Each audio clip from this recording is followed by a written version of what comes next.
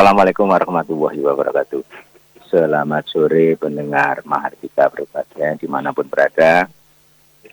Sore ini saya mewakili juru bicara Satuan Tugas Percepatan Penanganan COVID Kota Blitar akan menyampaikan update perkembangan kasus COVID hari Sabtu tanggal 21 November 2020 yang mana data kita bisa rilis dikumpul dengan hingga pukul 10 tadi, ya 10-nya tadi.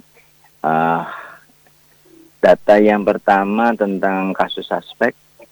Untuk kasus suspek hari ini ada 2 orang, berkurang 1 dan bertambah baru lagi 1. Terus pindah kasus ke konfirmasi 1 orang. Kasus suspek yang isolasi di rumah sakit rujukan COVID ada 1 orang, isolasi mandiri 1 orang. Kumulatif kasus suspek discharge itu ada 272 orang, tetap tidak ada perubahan dengan rincian 1 suspek hasil PCR negatif yang sudah dinyatakan sembuh 260 orang, dan kumulatif kasus discharge yang meninggal dunia hasil PCR negatif 12 orang.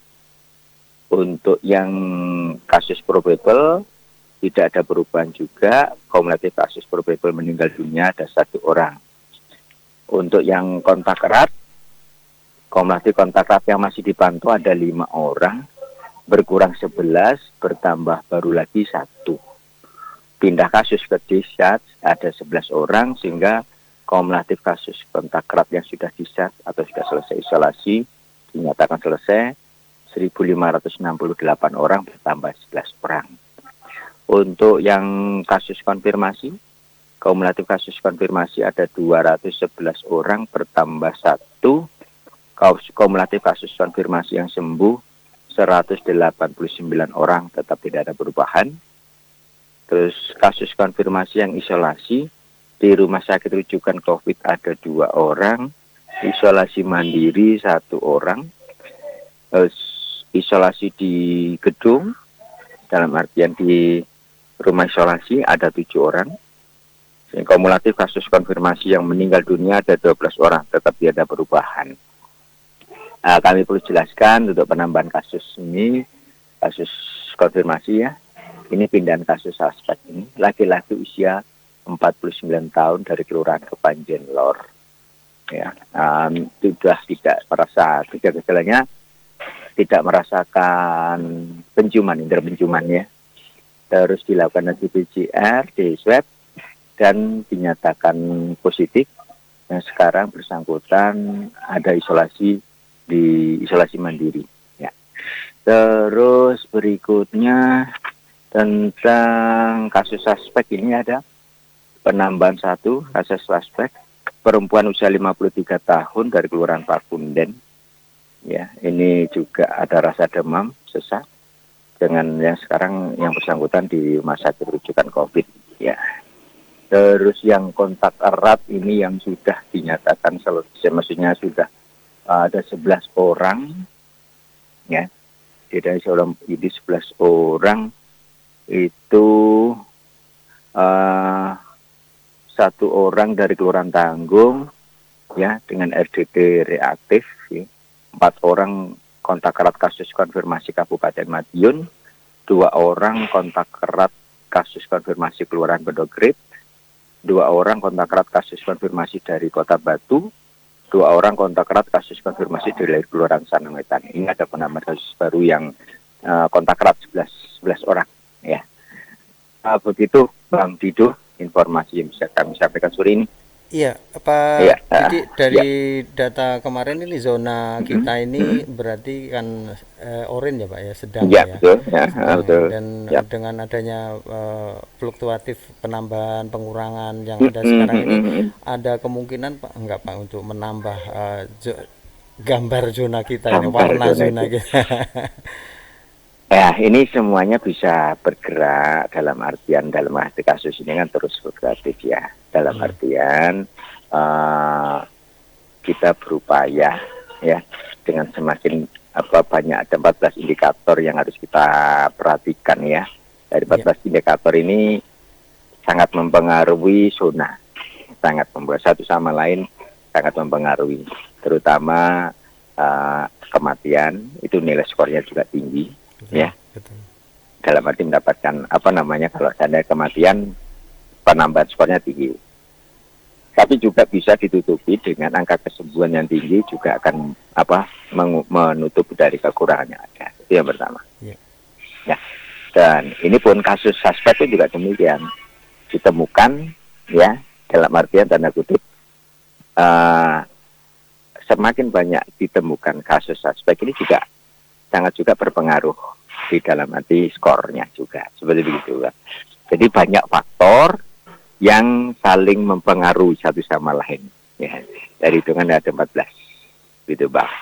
Iya. Jadi tidak hanya penambahan saja yang dihitung, pas kesembuhan, ya, penemuan, dan juga angka kasus meninggal itu juga sama. Ya. Iya. Sebenarnya bukan hanya angka yang dihitung ya Pak, tapi Ya, kesadaran betul. diri kita sendiri yang harus Bagaimana, ya. memerangi yang namanya penyebaran COVID-19 ini ya Pak. Betul, ya. Jadi ibaratnya kalau seandainya misalnya dilakukan pengambilan spesimen banyak, hasilnya negatif, banyak negatif gitu misalnya, ya. Iya. Artinya bahwa mungkin protokol kesehatan sudah dilakukan dengan ketat sekali, sehingga penyebaran tidak. Ini indikator yang bisa diukur, ya, penyebaran, ya, itu tidak meningkat walaupun dilakukan pengambilan spesimen yang masif banyak gitu, ya. Ternyata positifnya tidak sebesar apa yang kita ambil. Misalnya kita coba aja 30 kita swab, dari 30 hanya 1 misalnya yang positif, artinya bahwa protokol ini bisa juga dilakukan dengan betul-betul terus kontinu begitu. Ini kan mengukur bahwa tingkat penularannya bagaimana. Itu, ya. Pak Didi, ya. Didi mungkin mengingatkan kepada masyarakat aja, kalau misalkan kepingin swab secara mandiri itu bagaimana, terus kalau misalkan nggak mandiri itu bagaimana gitu. Ya, kalau kita begini, kan ini kan programnya. Kalau bicara dari mandiri, dari masyarakat, ya silakan aja kepada rumah sakit atau laboratorium yang ada pengadaan yang melakukan mengadakan pemeriksaan secara mandiri, dalam arti tanda kutip ada pembayaran, ya. Seperti begitu. Tetapi kalau berbicara kita ada di sini, swab yang kita lakukan ini hubungannya dengan program, ya. Peningkatan tentunya sudah di-backup oleh pemerintah daerah seluruh anggaran. Ya, jadi ada perbedaannya. Kalau mau mandiri tentunya ya ada sendiri, yang bayar sendiri. Tapi kalau berbicara masalah program, tentunya ini ada hubungannya dengan kontak erat. Ya, ada kasus konfirmasi, yang suspek, yang dikatakan itu, ya kita yang lakukan. Seperti begitu. Ini yang bisa kita paham, maksudnya seperti itu, ya. Jadi swab kalau nggak ya, kalau memang sudah ini menjadikan suatu ini program sebagai kontak erat, kasus kontak erat, ya sudah kita lakukan. Jadi semua sudah di-backup oleh pemerintah daerah. Semuanya begitu. Ya.